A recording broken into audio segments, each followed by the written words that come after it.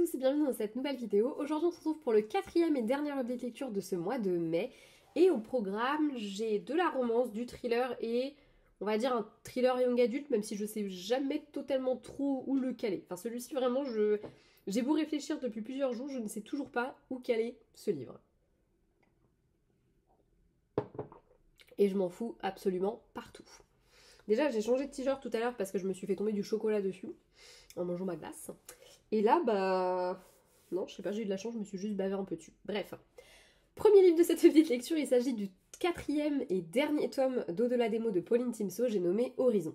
Dans ce récit, on va suivre la douce Juliette qu'on a déjà découvert dans les tomes précédents, une jeune femme plutôt douce et réservée, tellement réservée qu'on ignore plein de choses sur elle. En effet, depuis l'été de ses 15 ans, je crois, elle a une relation... on va dire un peu épisodique avec le frère de sa meilleure amie Chloé. C'est une relation secrète, même Chloé n'est pas au courant que tous les étés, tous les deux se retrouvent et vivent passionnément leur histoire. Évidemment, Juliette, elle commence à être très amoureuse de Raphaël et elle va essayer de prendre ses distances. Elle va essayer de s'éloigner un petit peu, mais je vous en dirai pas plus, je vous invite à découvrir cette saga. Alors, comment dire ? C'est un récit qui va se dérouler sur plusieurs années. On va vraiment suivre depuis le premier été où ils se sont retrouvés jusque, on va dire, le présent. Donc c'est un peu difficile de donner une temporalité à l'histoire, puisque vraiment pour le coup, l'histoire elle se déroule sur un certain laps de temps. Au début, moi je pensais qu'on allait voir le début, comprendre qu'ils s'étaient vus d'autres étés et se retrouver dans le présent. Non, non, l'histoire c'est vraiment depuis le début jusqu'à maintenant, toute leur histoire. Et c'est quelque chose que j'ai particulièrement aimé. Je pensais pas au début, au début j'étais vraiment dans l'attente de on va arriver dans le présent. Et je voyais que l'histoire elle évoluait et qu'on retrouvait à chaque fois, il y avait, je sais pas, 1 an, 2 ans qui passaient entre chaque petite, on va dire, chaque petit chapitre quoi. Donc je me disais, bah voilà, on va y arriver, on va y arriver. Puis vraiment je me disais, bah non, mais là je crois qu'en fait le récit ça va être construit comme ça. Et finalement, contre toute attente, c'est quelque chose que j'ai vraiment aimé. J'ai vraiment aimé parce que l'histoire, on la voit vraiment démarrer au début avec 2 personnes qui se trouvent. C'est pas le bon moment. Et malheureusement, le bon moment, ils se présentent pas. Ils se présentent pas et ils sont irrémédiablement attirés l'un par l'autre. Irrémédiablement, ils se retrouvent tous les ans. Ils n'arrivent pas à se repousser l'un l'autre. Et pourtant, leur histoire, elle paraît complètement vouée à l'échec. Et est-ce qu'elle est assez importante pour qu'ils plaquent tout, pour qu'ils prennent des décisions, pour que, voilà. J'ai trouvé que c'était un récit qui était particulièrement sympa et particulièrement bien construit. Le personnage de Juliette, ça m'a beaucoup plu de le découvrir. C'est rigolo parce que par bien des aspects, il y a plein de petits détails que j'ai retrouvés dans le groupe qui va se former, que j'ai retrouvé aussi dans ma première saga. Et là, en l'occurrence, ce qui m'a fait un petit peu sourire, c'est que mon personnage de Louise, qui est celle que je développe dans le 3e tome de ma trilogie, m'a beaucoup fait penser à celui de Juliette, parce que c'est 2 personnages qui sont assez secrets et on va vraiment découvrir beaucoup plus sur eux quand on va avoir le tome qui est centré sur eux. Et j'ai trouvé que c'était assez rigolo et je me dis, est-ce que c'est pas le propre de tout groupe d'amis d'avoir un personnage qui est tellement secondaire que quand on le découvre, on en apprend plein sur elle. Bref, j'ai trouvé ça hyper intéressant, c'est un personnage qui m'a énormément touchée. Je crois qu'en termes de personnage féminin, c'est celui que j'ai préféré, bizarrement.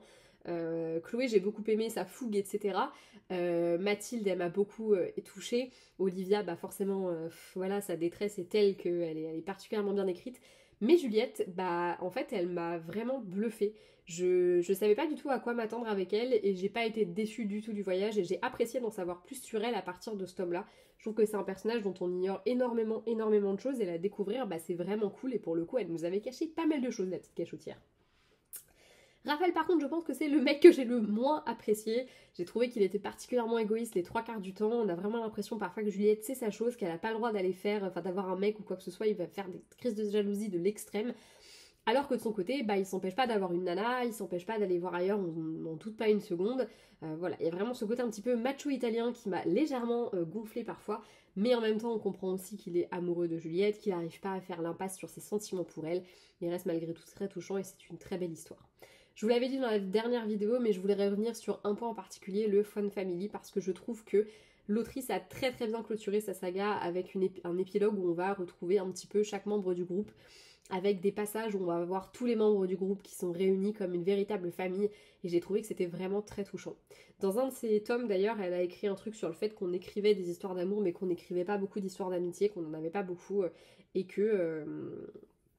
Je sais plus comment elle formulait ça, mais en tout cas, ça m'a beaucoup parlé déjà comme phrase. Et j'ai trouvé que c'était vraiment, vraiment très indiqué pour son roman parce que moi, cette saga, plus que des romances, c'est aussi l'histoire d'un groupe qui se forme, d'une famille qui va se trouver, de personnes qui vont s'adopter les unes les autres. Et je trouve que c'est hyper important. C'est comme ça que je visualise l'amitié, donc forcément, moi, le voir ainsi décrit, bah, ça a carrément fonctionné avec moi. Et rien que pour ça, bah, c'était vraiment une très bonne expérience que de lire cette saga. Bon, c'est rare que je m'enfile des sagas d'une traite, vous le savez, si ça a été le cas là, c'est parce que c'était dans le cadre d'une lecture commune. Ça m'a pas mal ralenti aussi dans certaines de mes lectures, c'est pour ça d'ailleurs que je n'ai pas lu tous les livres que j'aurais voulu au mois de mai de ma pile à lire, voilà. Parce qu'à l'inverse, par contre, j'en ai lu pas mal puisque je suis à 12 livres ce mois-ci, donc j'avoue que je suis quand même très contente. Bref. J'ai terminé avec Au-delà des mots, je vous invite évidemment à découvrir cette saga et voilà, elle est disponible dans l'abonnement Kindle ou alors en version brochée directement sur Amazon, donc il faut surtout pas hésiter. Si vous avez l'occasion de rencontrer Pauline, n'hésitez pas non plus. J'espère qu'elle sera amenée à faire plein d'autres salons parce qu'elle le mérite carrément et j'ai hâte de retrouver sa plume dans d'autres romans. Voilà. Deuxième livre de cette update lecture et pas des moindres, il s'agit de La prof de Frida McFadden, la fameuse Frida. Alors, que dire de ce roman à part que je suis terriblement déçue. Ouais, bah pas de 1, voilà, on va pas faire durer le suspense plus longtemps. Pour moi, ce roman est une belle bouse, voilà. Alors, c'est dommage parce que je retrouve qu'on retrouve dans ce récit l'addictivité des tomes précédents, enfin des autres romans de l'autrice.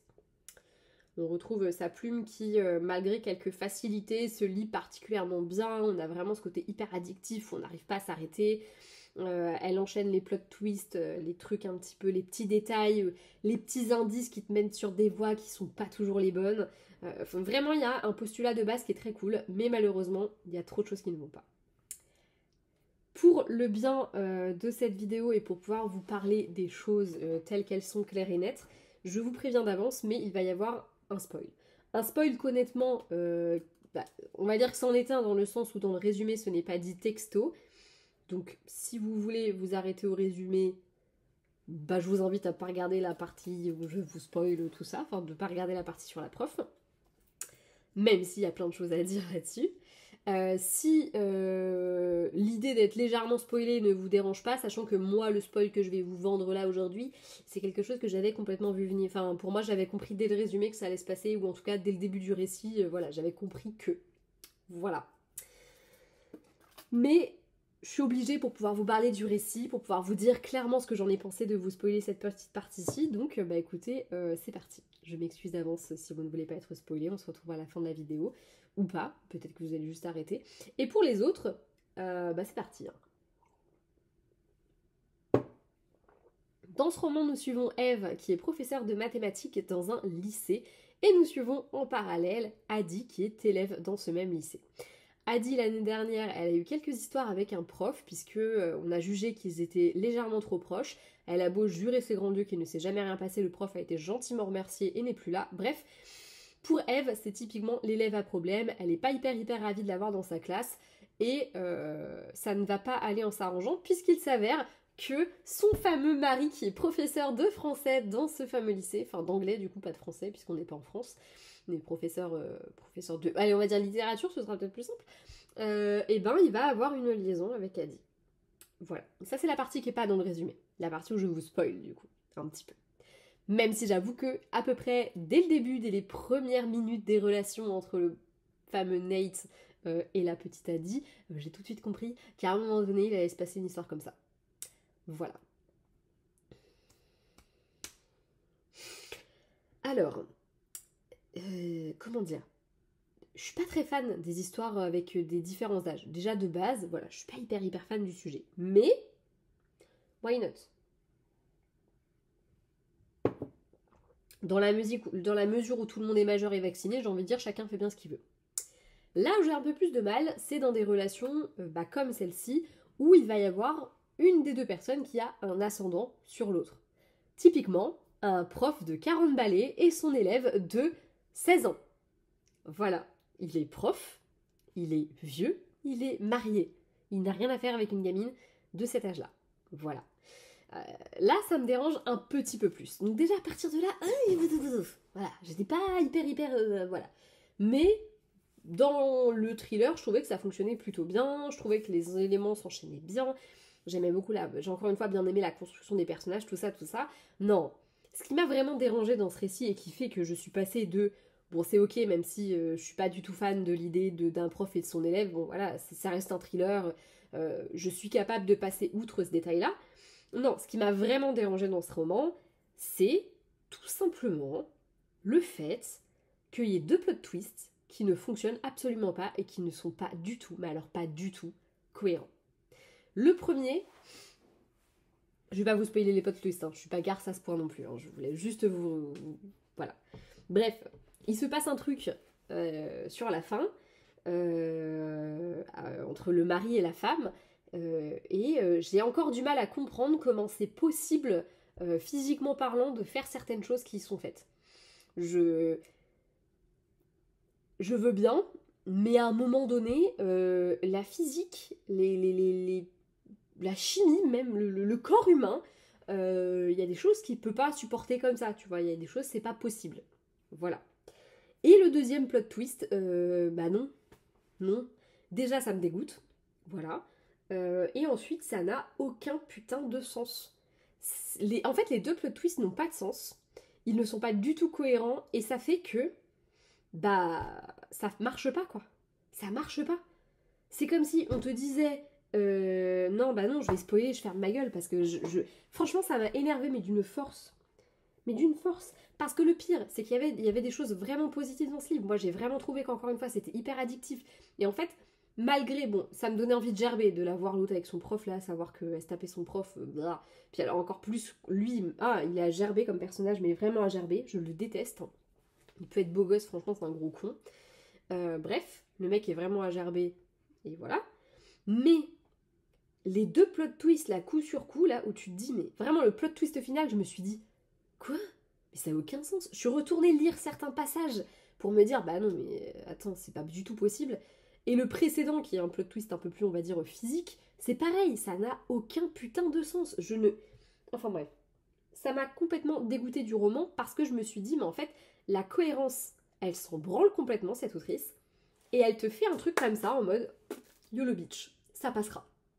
Et bah non, en fait, ça passe pas. Ça passe pas, tu peux pas jouer avec la cohérence. Tu peux pas inventer un truc qui, d'un seul coup, sort de ton chapeau comme ça pour faire genre... Non, ça n'a pas de sens. À la rigueur, le deuxième plot twist, il est peut-être un peu plus cohérent, mais je trouve qu'il gâche tout. Vraiment, il gâche tout.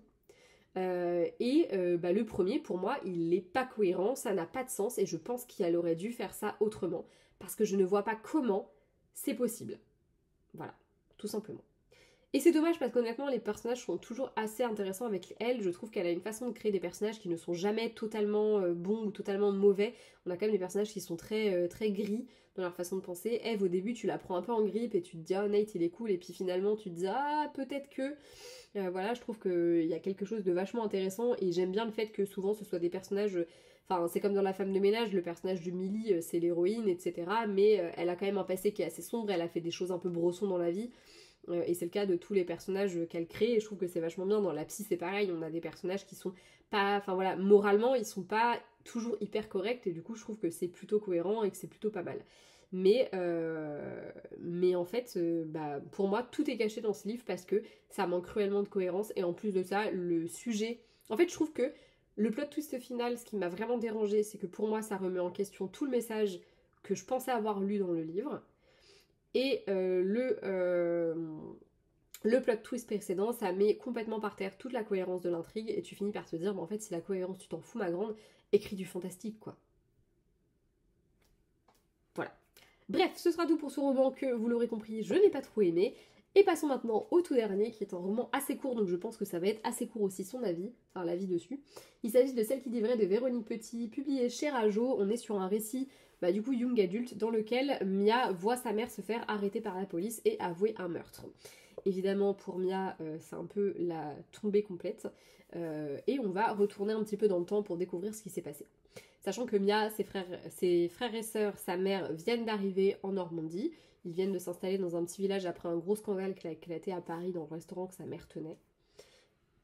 Et on va du coup suivre l'histoire de Mia à partir du moment où elle est arrivée à Étretat jusque le présent et ce qui s'est passé cette nuit-là.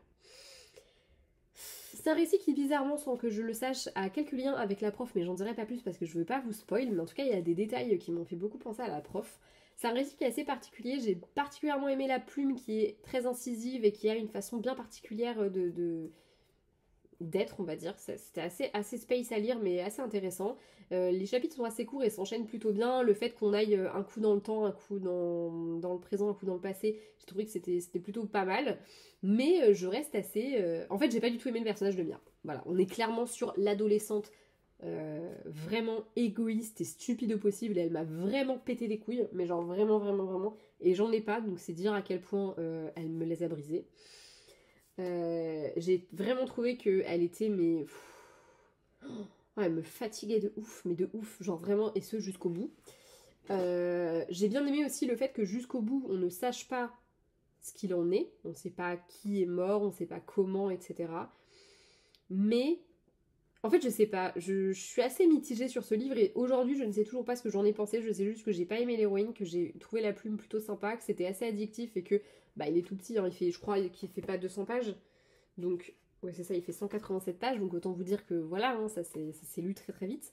Mais bah, je sais toujours pas quoi en penser, quoi. J'ai bien aimé comment il était construit, le livre, parce que je trouve que jusqu'au bout, tu sais pas trop ni ce qui s'est passé, bah, ni qui est mort, ni pourquoi la mère, elle s'est accusée, est-ce qu'elle est coupable, est-ce qu'elle l'est pas, qu'est-ce qui s'est passé pour qu'on en arrive là, enfin voilà, il y a toutes ces questions qui demeurent, et on met un certain temps à avoir des réponses, donc j'ai trouvé que c'était plutôt cool. Mais voilà, dans l'idée, je suis assez mitigée quand même. C'était une lecture, on va dire, moyenne. Ni trop pourrie, ni trop... Enfin voilà, franchement, dans le classement de mes lectures de cette update, je mettrais Halo, celui-là, et après la prof, évidemment, sans trop de surprise. Et celui-là, bah ouais, je sais pas, je crois que je lui ai mis genre 3 étoiles, à peu près, un truc comme ça. Et c'était pas Halo, c'était Horizon, en plus, que j'ai lu. D'ailleurs, là, je suis en train de te douter, ça se trouve, je vous ai dit Halo pour le titre, mais c'était Horizon. Mais c'est pas grave, vous l'aurez vu parce que je vous aurai importé la couverture, donc vous direz juste, bon, elle est cinglée, l'autre. Bref, voilà, celle qui dit vrai, moyen. Mais récits quand même voilà, qui se laisse lire. Voilà, voilà. Bref, j'espère que cette vidéo vous aura plu. Je m'arrête là pour aujourd'hui, avec des avis, ma foi, mitigés, on va dire ça comme ça. C'était du coup le dernier update lecture du mois de mai, donc on se retrouve très vite pour mes premiers avis sur le mois de juin. En tout cas, je peux vous dire que au moment où je vous fais cette vidéo, j'ai déjà des petites pépites dans les poches à vous présenter, donc j'ai très très hâte. Je vous fais de gros bisous, à bientôt dans une prochaine vidéo, ciao!